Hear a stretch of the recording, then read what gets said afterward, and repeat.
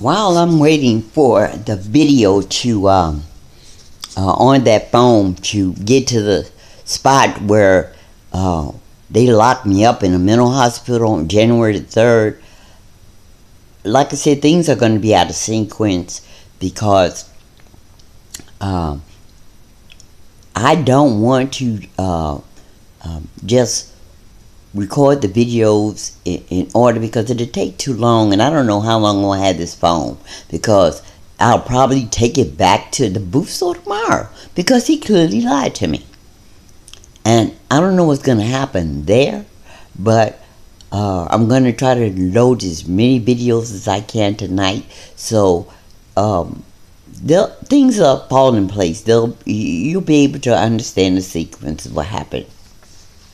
Now, since they evicted me from my apartment on January the 3rd, I had been in Ingalls Hospital for over 9 days. They held me there illegally. They told me, since I would not, they tried to tell me it was in my best interest to sign myself in, and I would not do that. Now, the first order of business, they said that I would only be there for observation or something like that, 3 days, 5 days at the most. And then after 5 days, they still wouldn't let me go. And then they were saying that I could not leave because I was committed there by involuntarily by the court system. So I asked for the paperwork to see when did they go to court and have me admitted involuntarily, and they didn't want to give me that paperwork, but they had to because I had called their hospital grievance department, and I had to, and that took time where I had to call all over before anybody would come up or even answer my call. I had to call different departments in the hospital, but they gave me the paperwork, but the paperwork clearly shows that they lied about that because it's not valid or legal paperwork. There's no court docket on the paperwork where they went to court to have me involuntarily committed. There's no court district or anything, so they lied. And on the paperwork they gave me, it clearly states that if I'm being involuntarily committed, I have to go before the judge. I have to be present, and I never went before the judge. And again, I went through some situations there where they clearly tried to take my life there at the hospital. Now, even though they admitted me in Ingalls, I knew there was a problem when I first got there when they told me to take. Now, even though they said I was just going to be for evaluation. But when you go for evaluation, they don't tell you to take off all your clothes and strip down, which they did. So I knew it wasn't about an evaluation. They had no intentions of letting me leave that hospital alive. So they wanted to give me medication, which I refused, and twice they forcibly gave me medication. They restrained me the first time and gave me medication that I said I didn't want, and then when that did not work on me, they asked me to take some more medication, and I said no, so they were going to restrain me again. And I don't understand how they can force you to take medication, but as I said, they forcibly gave me medication twice, and it did not work. Miss Severa wound up being the one who filled out the paperwork, the documentation, because the information that was on as my mom, my contact, my mother's name was a person that only Miss Nelson knew, and that's Ollie Wilson, who happens to be my dead aunt's one best friend, and Miss Ollie Williams is also deceased. So I called the number anyway, and it happens to be Ollie Williams' daughter who answered the phone, which is Libera's friend. My family, my daughter, nobody in my family even knows this person. So Libera clearly had a hand in this. Also, the paperwork is conflicting. Number one, they said I was living in an abandoned building. Paperwork, when they admitted me, said that I was living in the woods. But mysteriously, that paperwork disappeared when I asked for it.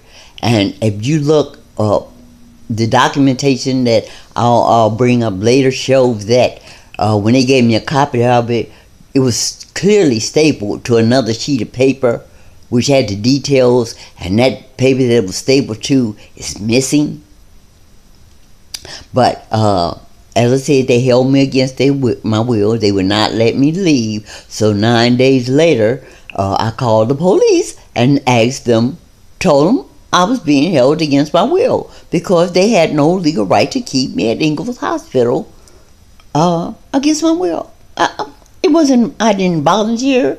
There was no emergency court order for admission. Nothing. They were just holding me. But the paperwork that I did get, it shows clearly, because on one paper it says that I was not detained or the police weren't involved. The Riverdale police weren't involved. But on the same next sheet it says that the police were called because they said I was living in an abandoned building. It wasn't abandoned, and Miss Nelson's son is still living upstairs with it. But since that time, since my release from Ingalls Hospital, they locked me out with none of my property, no ID, no money, no my glasses, no medications, no gloves. And this is the middle of the winter time in Chicago. No gloves, no coat, no hat. Nothing. Took me to Ingalls Hospital, and on that video that I'm waiting to come up, you clearly see that what they did was truly against the law. And since that time, as I said, I've been trying to get back in my apartment, but the Riverdale police tell me if I go in my apartment, they're going to lock me up. They will not let me get anything. Now, they tell me to make arrangement with Miss Nelson. So I've called Miss Nelson twice. Once to the chief of the fire department of Riverdale, since he put the condemned note on the building, and that doesn't make sense, because if a landlord comes and tell you that the water shut off, I found paperwork that said the inspector is supposed to find her in violation and give her 30 to 60 days to correct that problem. He didn't.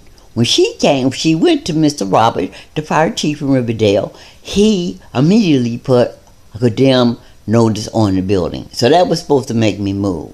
Instead of him doing it properly and telling her to correct that problem, turn the water back on, correct any issues that were there, they worked it out, so they just condemned the building. So when the heat got hot, he called Miss Nelson. Like I said, they kept telling me I had to deal with her. They have nothing to do with it. The fire department has nothing to do with it, even though they said that it was legal that the police put me out. The police department said they have nothing to, well, it's just been one thing after another. But to make arrangement with Miss Abira, the landlord. So I've done it twice. I called her, I think it was the Friday of January 17th, I think. No, May 15th, I think it was. And she was supposed to meet me there and give me my security deposit and let me go pick up my ID, money, and glasses until I come back and pick up the rest of my things. But no, I was supposed to pick up all my things. I had my brother Fish to pick me up. He took me there. Once I went into the apartment and picked up my ID and my money, I was going to rent U-Haul and move my things. But when I got there, as Miss Nelson instructed me to, at 2 o'clock, she told me to get back in my brother's van because she had called the police. And when the police came, they told me I could not go in. So why would you have me meet you there saying you're going to give me my security deposit and let me get my things? Now that I get there, you said I can't go in. Okay, so they told me to go to the inspector back at the Riverdale Police Department and discuss with him. And obviously they said the same thing. She doesn't have to let me in. I have to deal with it with her. Now, I refused to deal with it for a while because they were saying, well, I can't go in, well, your brother can go in. But I found out my brother, this system is so set up that my brother was not reliable either. But I didn't know it at the time. But I still refused to let anybody go in because, number one, my brother would not know what was in my apartment and where my things were. But they wanted him to go in, so I would not see the things that were destroyed and stolen from things that were misplaced in my apartment. That's the main reason she didn't want me to come in there. So after that, I set up on the 20th of January with her to go in again to get she told me I should give me an hour to get my glasses, a change of clothes, coat, hat, my ID, and my money. And I had $28 worth of quarters on top of my kitchen cabinet. And I left my house. As you guys know, I had been making video of how when I went to Washington, they destroyed my apartment, went and tore everything up. And in one of the comments, one of the ladies said, well, Pearl, it's going to take you a year to get your apartment back together. Well, I was taking video of my progress. So right before the incident of them taking me out of my apartment, I had video of how I had straightened everything out and had put everything in order. So on the 20th of January, Ms. Nelson said again that she'll give me an hour. She'll let my cousin come in and take video and give me an hour to collect my things. When I got there, again, she called the police and they would not let me in.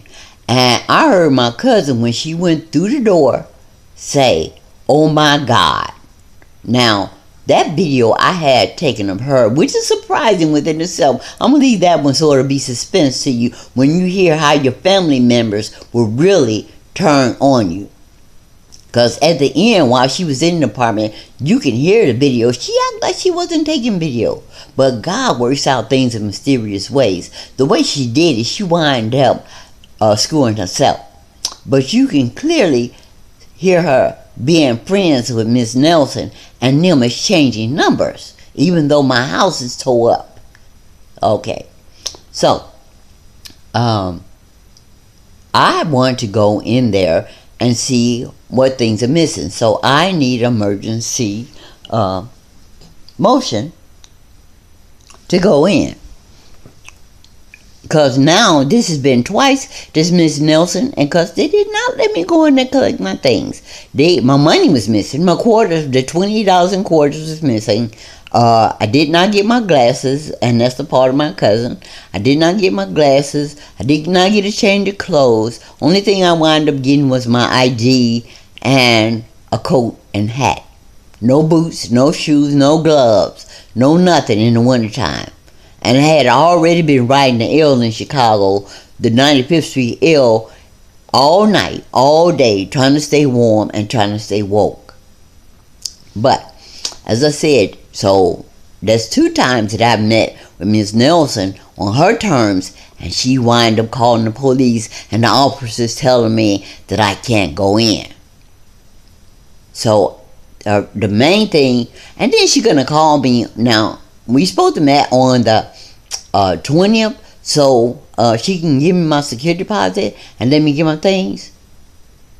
But she texts me on the 21st secretly and says that I missed the day that I was supposed to meet her, and that she's giving me the February 2nd to move my things.